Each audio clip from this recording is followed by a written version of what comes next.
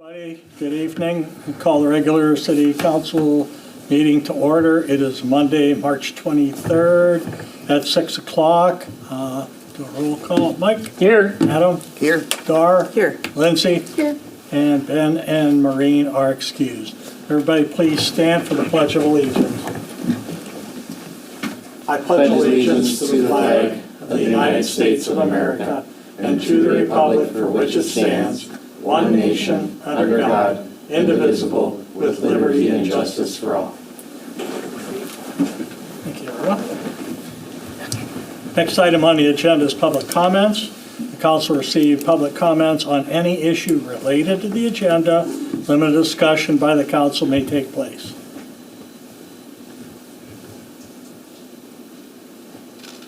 Okay, hearing nothing. Next item is the consent agenda. The Tourism Committee minutes from March 3rd, City Council workshop minutes from March 4th, City Council minutes from March 9th, Police Commission minutes from March 12th, approval of special event permit for the Prescott Fire Spring Fling for April 18th from 1 o'clock till midnight, approval of special event permit for 502 Lake Street for the 4th of July from noon to 4, and approval of the American Legion Memorial Paver for $1,000. I'll make a motion to approve the consent agenda items 1 through 7. Second. Okay, I have a motion, a second to approve the consent agenda. Is there any discussion on the motion?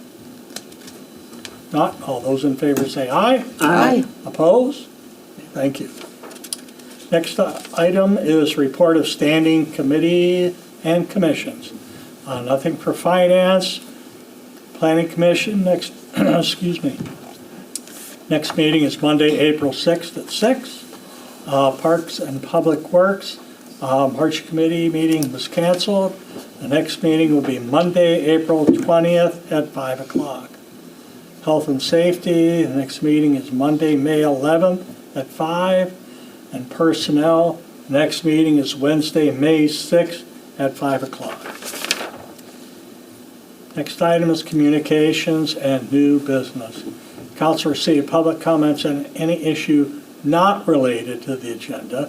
Limited discussion by council may take place. However, no action will be taken on any items. Includes receiving a written request, documentation, possible action at a future meeting. Approval of the service agreement between the City of Prescott and Hydro Corp for the Cross Connection Control Inspection Program. Yes. Matt? I didn't know, did you, Yeah, I wanted to do the public comment. Okay. if someone wants to speak for public comment? Okay, I'm sorry. Yes, Go ahead. absolutely. Yeah. Can I have a list here of things that, from past meetings and reading through past meetings and watching past meetings? Could you tell us who you are and where you live, sir? Yes, I will. Name's Matt Wolf, 560 Flora Street in Prescott. Been a homeowner here since 2007 and lived in Prescott basically my whole life. Anyways, I attended the planning meeting and then also was unavailable to watch the last council meeting regarding the TID approval for TID District 6. So none of these facts had been brought forth by anyone, and I think they're very important. And I do know that you guys approved the expansion of TID District 6. I know everyone voted in favor except Ms. Sorensen. The facts are that, per all the data that's available for the apartment buildings is if that is expanded to TID District 6 and that's approved and that apartment building does go in, that the value would be $15.7 million. So based on the data on Prescott taxes are divided normally, 45% of the taxes go to the school district, 28% go to the city, 23% go to the county, and 4% go to the tech college.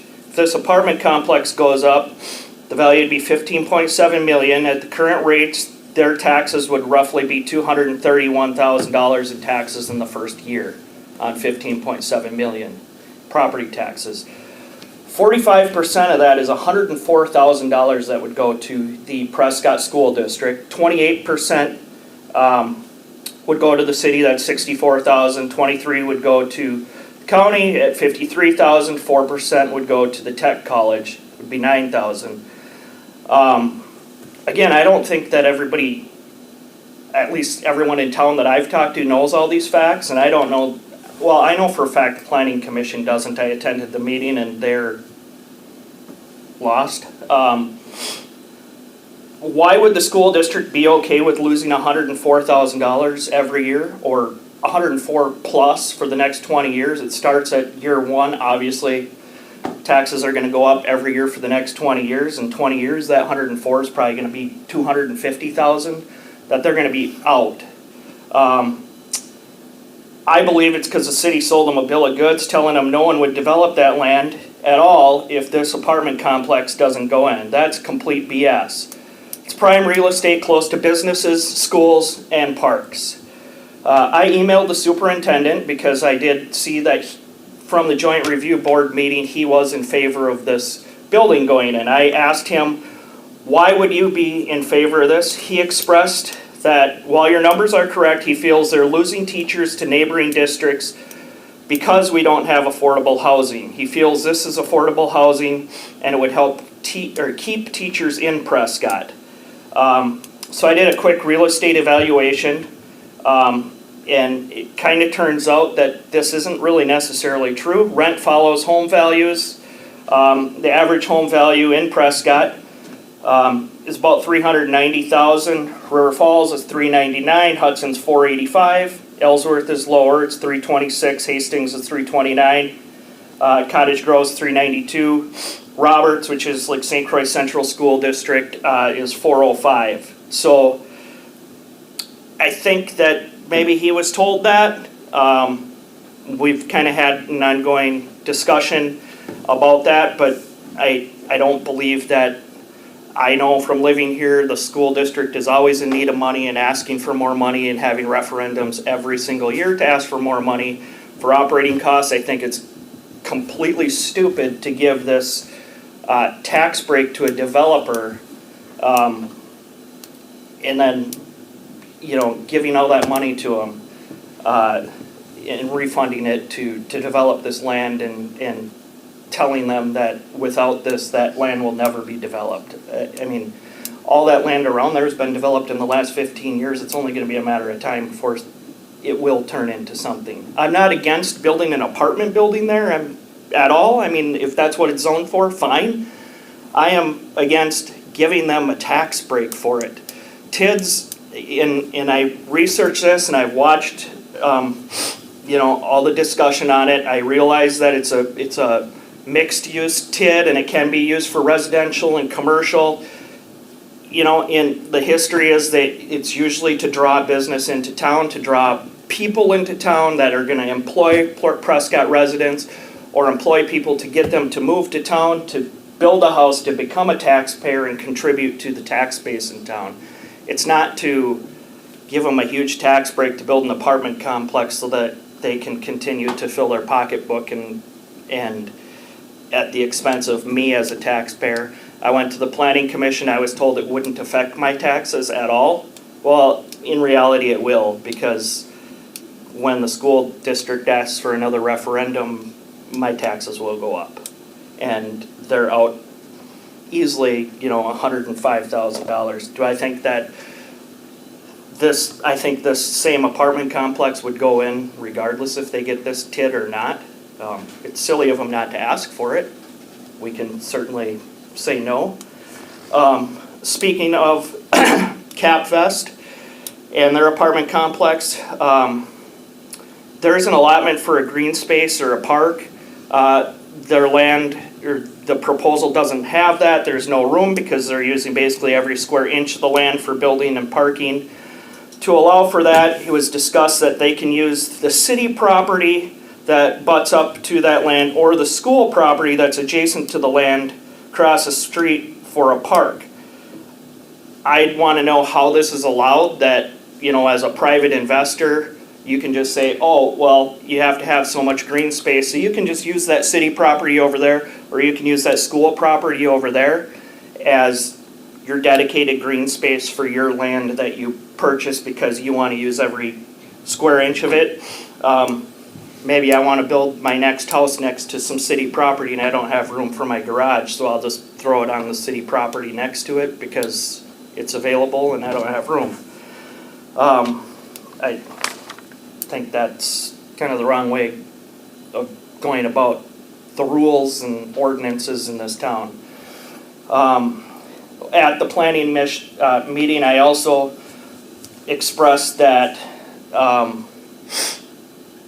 the wastewater treatment plant, the infrastructure in this town can't handle in a complex that big, and maybe we should consider that. I was told during that meeting, I mean, some of you were there, that yes, that's true, our infrastructure isn't up to date. It has never been and it never will be, and that's just a part of growth in any city. Kind of reflecting on that, I think that's kind of a bullshit answer. And so that was a concern I brought up.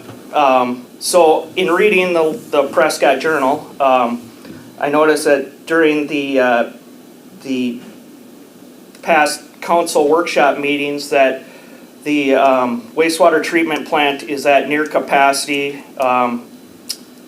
So with that being said, we need to spend somewhere, it said, between $31 and $39 million on either revamping or adding a new wastewater treatment plant, and that would cost about $150 per $100,000 in value.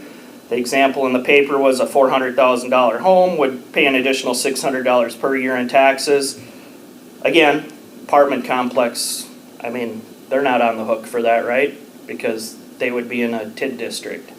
Again, another one was the Prescott Public Safety Building. Same workshop meeting, new public safety building is being pushed. It's noted in the meeting and from some of the citizens that even the Prescott Fire Department isn't on board with needing nor wanting a new fire department building. The police department building is newer than the fire department building.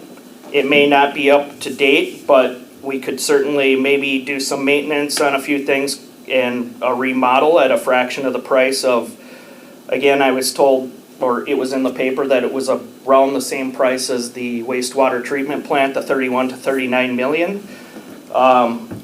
Library expansion, or not having enough space. I mean, we're a town of 5,000 people, and with technology, libraries aren't growing anytime soon. They're probably going to be extinct in 15 years. So I don't know that we need to stick money in expanding a library. So again, 31 to 39 million at $150 per $100,000 value, $400,000 house, that's another $600. So personally, my house in this town, I looked up, my fair market value is $463,000, and I paid over $7,000 in taxes. And by adding just these two things, I'm looking at another $1,300 in taxes. I mean, it's absurd that I would be paying $8,300 a year in taxes for a house on a city lot in town. And what has this town offered me other than coming to meetings and hearing planning commissions offering multi-million-dollar investors tax breaks on an apartment building? Also, one thing I guess that I wanted to bring up is, since kind of following this, there's not a real lot of transparency in all of this stuff. I had to buy a Prescott or a Pierce County Journal now to find all this stuff. Seems like not everything's up to date on websites. I don't know why the city of Prescott doesn't maybe use more social media, posting meeting minutes or anything like that. I did notice that council member, mentioned engaging the community for more input in publications versus surprising taxpayers, so that was kind of refreshing to hear.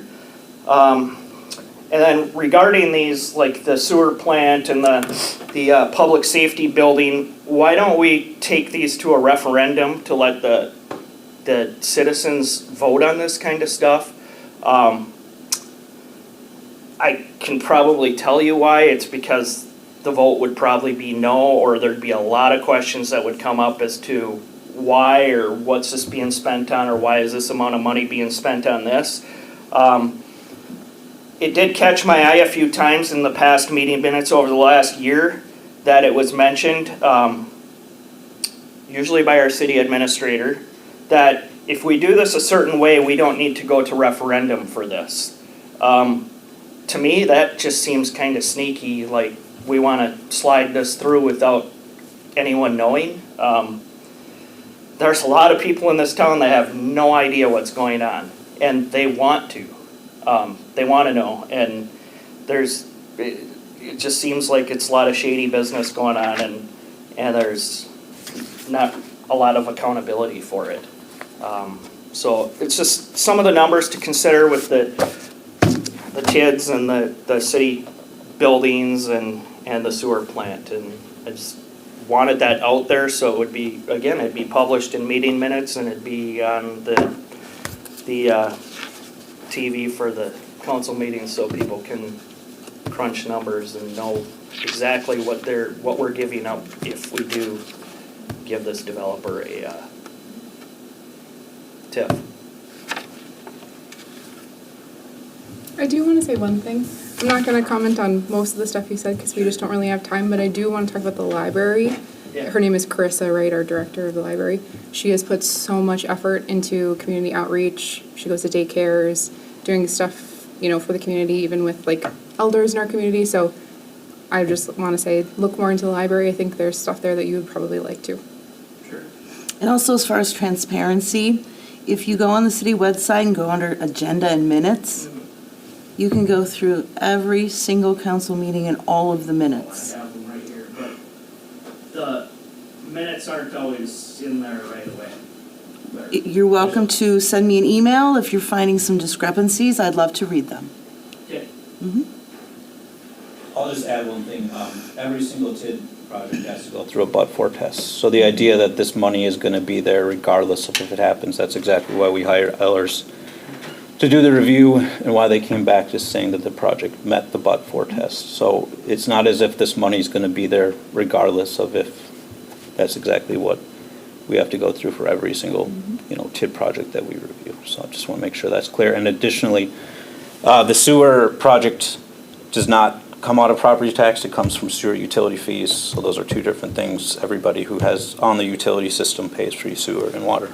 That's not property taxes that pays for use. But it is from a taxpayer. Well, you're also saying that the building will not pay for it. They would, each individual would pay whatever that amount of money Correct, is. they'll pay sewer fees, yeah. So it's not just us, it's them too. Sure, the sewer portion, And the water, be the same type of thing. not the city building though. And I guess I'm just, No, I don't know any time where I've said in any meetings, and I guess maybe that's a challenge where I've said we're trying to hide anything. Every single item that's on your agenda tonight, every single packet has a memo. They're all on our website. I've never called for us to hide any sort of referendum. I just want to speak for that and make sure that that's known, that I don't know where that's coming from, so that's. I didn't say you were hiding Sir. it, I just said it That's seems we're that not way. gonna turn this into a debate. Okay, seems- you came up and you said your speech. And I Okay, can, and I can now they're respond to what, rebutting. I can respond to I it. just said you're Your finished. comment, so you're Okay. just finished. So you're, You're getting a rebuttal, which is what the public comments are. You made yours, now they're making theirs. End of discussion. Anybody else have a comment on that from the council? well, the other thing too, why the superintendent is West Ford, the state of Wisconsin pays for every student that goes there a certain amount. And what he's looking at, he's got schools that are not near capacity anymore, even to the point where they're gonna close one of them in 27 if everything stays the same.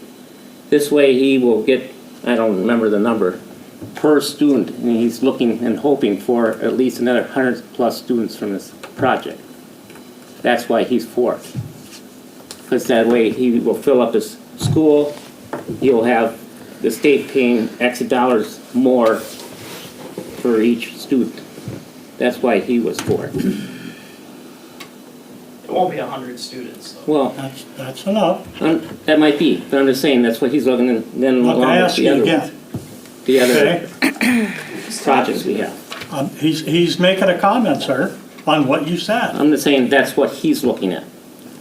Well, I know we've had a decline in enrollment in our city too, so providing housing is going to help with that growing consistent issue. And I know since I've come on to this council, the whole reason why I ran and the whole reason why I wanted to was to increase transparency and ability for the city, for the community to see what's going on, good, bad, and the ugly, and especially the good, because there's a lot of good, and it's really easy to lose sight of that, especially when misinformation is so incredibly prevalent these days.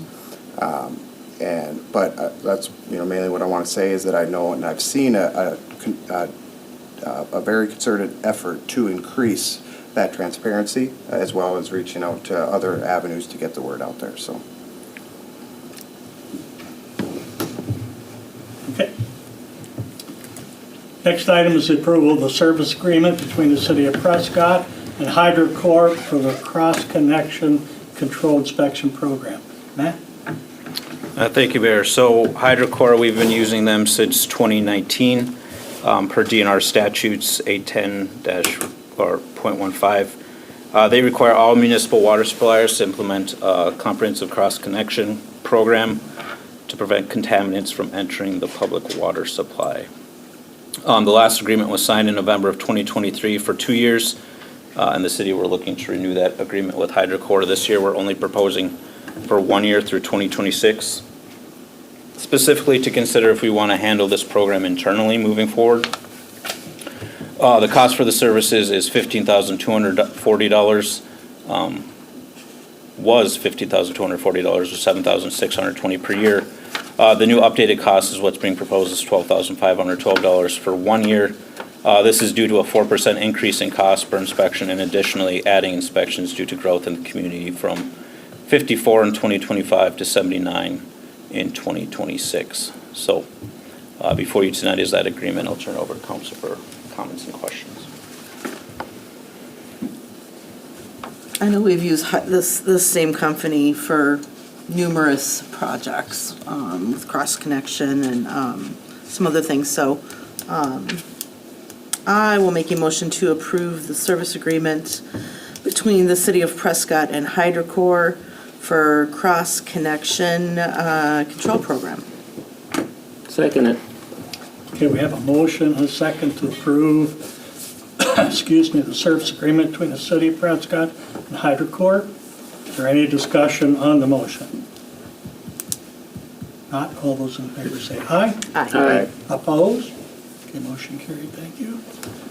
Next item is a resolution approving exclusive representation agreement with the IAG Commercial for brokerage services within the Prescott Business Park. Thank you, Mayor. So we own approximately 150 acres of land designated within our Prescott Business Park, intended to support long-term economic development and business attraction efforts. Given the scale of the sites and the city's limited staff, we've looked out for potential brokerage firms that could represent that site and market it.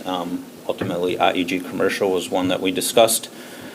Utilizing the brokerage firm would have several benefits. They provide specialized expertise, specifically IEG Commercial expertises in commercial and industrial land, enhanced competitiveness and better marketing and knowing the market itself and where to go with their marketing efforts.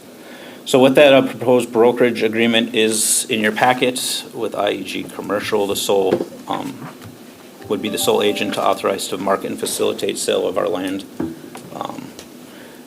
Right now, this term goes for 2 years through March 24th, 2028. Of the 150 acres in the business park, 143 would be included, 7 acres would be excluded as we look at long-term options for extending Ryden Road.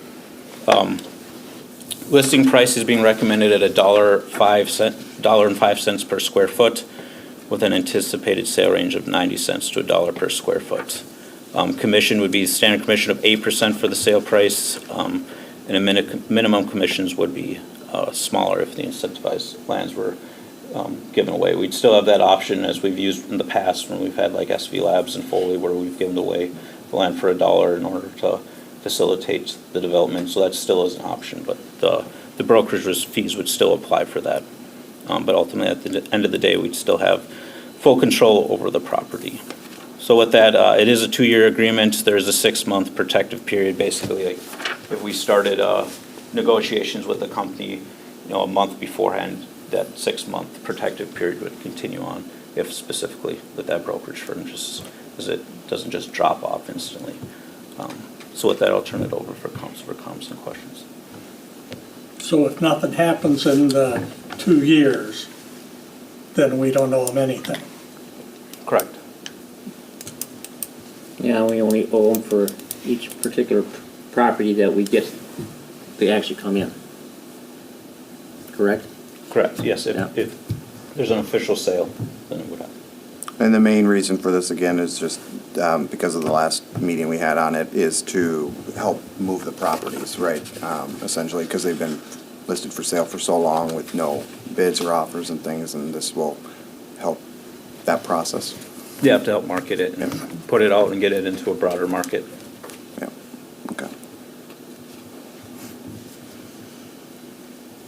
Well, I'll make a motion to approve Resolution 13-26, approving the exclusive representation agreement with IAG Commercial for brokerage services within the Prescott Business Park. Second. Okay, you have a motion, a second, to approve Resolution 13-26. Is there any discussion on the motion? Not, all those in favor say aye. Aye. Opposed? Motion carried, thank you. Next item on the agenda is Resolution 14-26, approving a grant agreement with Friends of Freedom Park Incorporated for Cooley River Trails improvements. Matt? Thank you, Mayor and council members. So before you tonight, actually the next 3 items on your agenda, I'm going to cover all in this one presentation because it really centers around the subdivision of Walnut Circle. Regarding the preliminary plat, road plans, and development agreement, Louis Filkins, who's with Ogden Engineering, he's the engineer on the project as well, so he can help answer questions if you do have some as we go forward in the presentation. So a little bit of background. The proposed property is located at the corner of Walnut Street and Dexter. The proposal contains 2 separate parcels totaling 45.55 acres owned by Doug Erickson. The Plan Commission previously approved a concept plan for the 9-lot subdivision at their meeting on September 11th, and Council approved the concept plan at their meeting on September 23rd. This development is unique for, 3 reasons. First, it is a low-density, large lot sizes, much larger than what we see in the typical subdivision in many communities. And it is an infill in terms of that it's a cul-de-sac, so it's filling in an area that really is not going to be developed further. The developer is proposing a large land dedication for public parks that addresses the city's comprehensive plan goals, which we'll get into here later. And then the proposal also helps remediate stormwater issues that we've had from runoff from Dexter Street. So looking at the zoning and the subdivision of land, the city code calls for 25 feet front yard setback, 8-foot side minimum with a 20-foot total, rear 25. The preliminary plat is meeting that.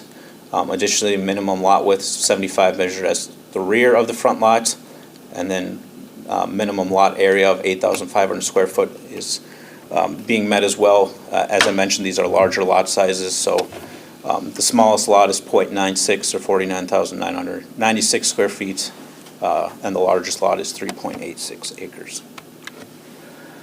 So looking at the preliminary plat, these are basically the same thing. I just zoomed in so you could see the lots a little bit closer. But starting on the right-hand side, this is the full preliminary plat. Circling, this will be Walnut Circle Extension. This will be the 9 lots that circle it. There'll be an outlot number 1 that comes off Walnut Circle. This will have a stormwater swale that will then drain down into the stormwater pond that will be constructed. And then they'll have a trail that connects off Walnut Circle that will come down past the pond, a dead end, and then eventually the goal would be to connect this over to McGee Park. And then looking at the left, just a little bit more zoomed in on the lots. You can see the dashed lines. These are the side yard setbacks that would need to be met, or side yards front and rear. As you can see, unlike some of our smaller parcels, these have plenty of room for home development as well. Street layout and public improvements. I'm going to jump down to the table here. Right-of-way grading, city code is a 3-to-1 slope. Proposal of Walnut Circle is a 4-to-1 typical, 3-to-1 max. Street length cul-de-sac 600 feet. It is meeting that. The minimum right-of-way is 60 feet for a cul-de-sac. They're proposing 66 feet for 115 feet of right-of-way, and then a 60-foot wide right-of-way for a total of 485 feet of length. The cul-de-sac width is a 40-foot radius required. Proposal is exceeding that at 50 feet. Maximum grade of 10%. They're meeting that at 10. Driveway opening 24 feet. Those are all being met. The street width itself would be 24 feet, 10-foot drive lanes, 2 of those, and then 24-inch curb and gutters, 2 of those. So that should get you to the 24 feet. Curb would then be that 6-inch barrier with 24-inch gutter. Parking, driveways, and streetlights. Due to the narrow streets, the developer is required to incorporate no parking signs. All driveways, as we mentioned, are meeting the current code. In terms of streetlights, we've been incorporating 2. The developer would be incorporating 2. 1 streetlight on the south side of the street at the multi-use path entrance going into the ravine, and 1 streetlight at the end of the cul-de-sac. And just to give you an idea of the 10% grade where our other streets are within the community, Pine Ridge Road is 11%, Kinnickinnick Street 11, Cherry 9, Hilton 9, and then Orange Street 8. So right in the middle of those. In terms of utilities, water is added via a 6-inch ductile iron pipe, that is, which can be adequately served by city water. Sewer is being proposed by individual sewer laterals that will be served by a grinder pump at each property. This was preferred by both the Public Works and our city engineer, as it removes the costly maintenance and improvement of a lift station for only 9 lots. As a result, each lot must sign a grinder pump agreement with the city acknowledging the homeowner's maintenance responsibility for their system up to the city's sewer manhole. Storm sewer, this has been a long-standing issue due to Dexter Street draining from this property into this lot. This has been existing really since the 1980s when Fretch's 3rd edition was developed. To address the issue, the city and the developer have collaborated on a hydrology study to evaluate long-term stormwater solutions. This hydrology study was approved by the Wisconsin DNR and helps mitigates water runoff from both Dexter Street and then also Walnut Circle as part of this development and keeps the proposed stormwater pond out of the floodplain. So specifically looking at that, it's a little bit hard to see in this map, but this blue area highlighted is Dexter Street, and essentially what's happening, you can see the intersection of Dexter and Jewel here. And what's happening just to the south of that, this water is running straight south and then going into this property. So going from here at this intersection, then you can see what will be happening is the water will running down Walnut Circle, going into stormwater inlets, and then be taken via the swale that would be put in here and directing that down into the stormwater pond that will be designed here. You can also see then on this image the trail that will be developed just on the side of the swale that will connect off Walnut Circle and go down, and then ideally the plan would be to connect this portion of trail from the development over to McGee Park. So discussing parks, trails, and conservation, pursuant to City Code 510-47, the developer is required to dedicate 10% of land area for future parks, playgrounds, recreation, and open space. Based on the proposed development, the requirement would equal approximately 2 acres. The developer is proposing dedicating 23.3 acres for future park and open space purposes. This development then would incorporate that 8-foot wide multi-use path that runs from the intersection of Walnut and then down to the hill that I just pointed out.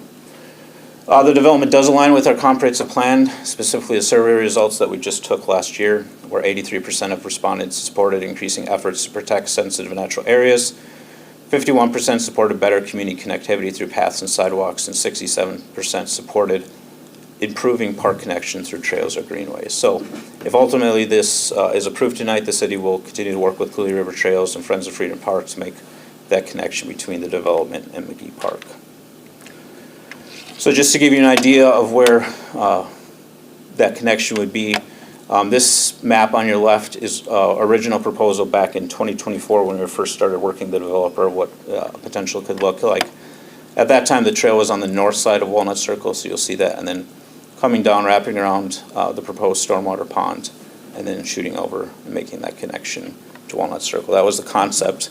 And so Cooley River Trails, specific Jared, who's here with tonight, put together a further proposal that looks at topography and how that would lay out.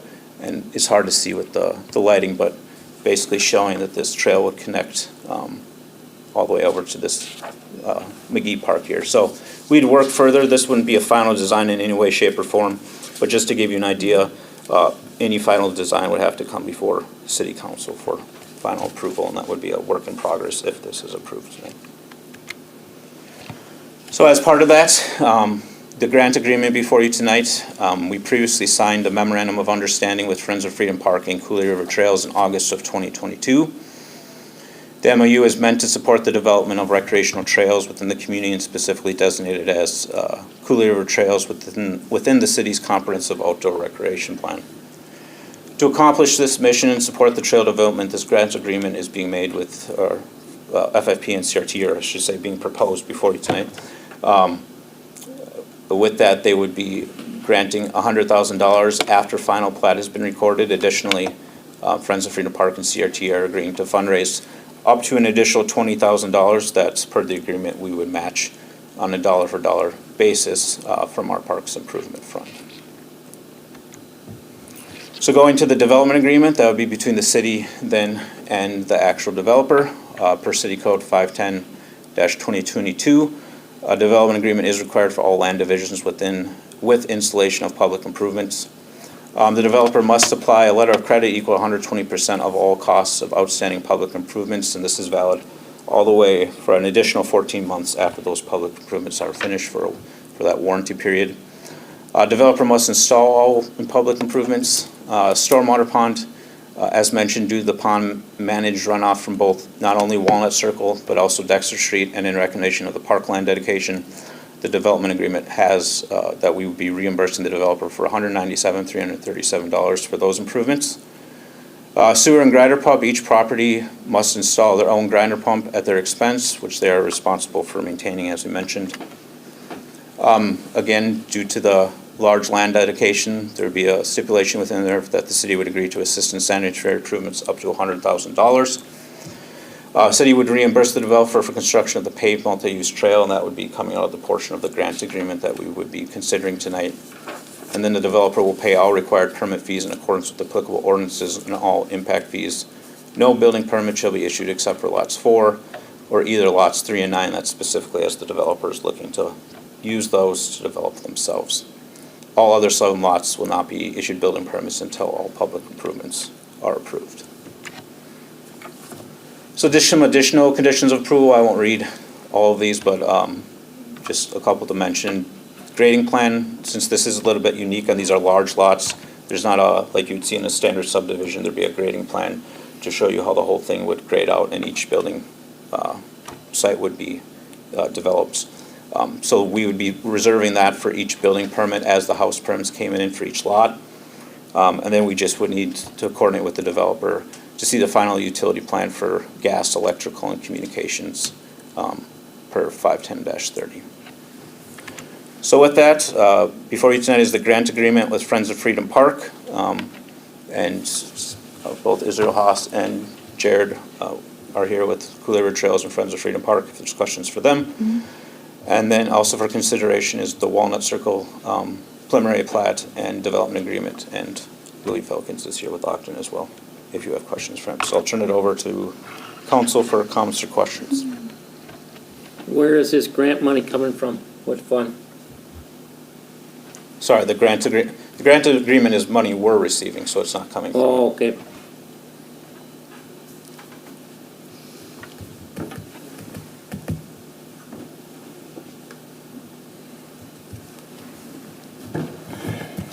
I don't have any questions. Anybody else? I have no questions. I reviewed this information in great detail. And so I'm going to go ahead and make a motion to approve the resolution 15-26. 14. I'm sorry? 14 First, first. the first 14, my apologies, I'm off by That's one. okay. Resolution 14-26, approving the grant agreement with Friends of Freedom Park for the Cooley Trails improvements. Second it. Okay, we have a motion, a second to approve resolution 14-26. Is there any discussion on the motion? I'm excited and thank you guys for all of the work that you do and you're going to continue to do to get this ready. I mean, we live in such a beautiful community and I'm excited to have it connected. So thank you. We'll give all of our residents, including that new development, a lot more options when it comes to the connection. It's huge. There's no other discussion. All those in favor say aye. Aye. Opposed? Okay, motion carried. I'll entertain a motion for, I'll make a motion for the Walnut Circle Development, Resolution 15-26, approving the preliminary plat for Walnut Circle. And I'll second that. okay, we have a motion, a second to approve resolution 15-26. Is there any discussion on that motion? Not all those in favor say aye. Aye. Opposed? Okay, And I'll make a motion for Resolution 16-26, approving a development agreement with the Walnut Circle Development LLC. Second that. okay, we have a motion, a second to approve resolution 16-26. Any discussion on the motion? I'll do a roll call. Mike? Aye. Adam? Aye. Dar? Aye. Lindsay? Aye. Okay, actually, I should have done a roll call on all three resolutions. Do you want me to go back and do that? I think that's fine, since we had, everybody was unanimous in their Okay. vote. I apologize for that. Okay, then the next item is the approval of Class B liquor licenses for the Prescott Roadhouse LLC and Point St. Croix Marina LLC. Matt? So we had these come before. We have two Oprah liquor licenses right now. They went to Health and Safety Committee, and after voting, they're recommended to go to Point St. Croix Marina and Prescott Roadhouse. We had this about a month ago and moved these forward with their recommendation. So with that, before you tonight is the final formal approval of the Class B liquor license, Prescott Roadhouse LLC, and then Point St. Croix Marina Incorporated. Are they both in acceptance of the liquor license? Yes. Wonderful. I'll make a motion to approve the Class B liquor licenses for Prescott Roadhouse LLC and Point St. Croix Marina LLC. I'll second. You have a motion, a second to approve the Class B liquor licenses, Prescott Roadhouse and St. Croix Marina. Is there any discussion on that motion? Now I'll do a roll call on that. Mike? Aye. Adam? Aye. Dar? Aye. Lindsay? Aye. Okay, motion carried, thank you.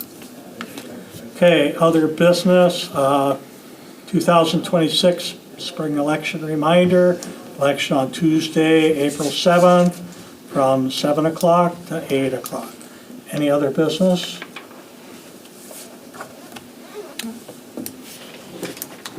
I'll make a motion to adjourn. I'll second.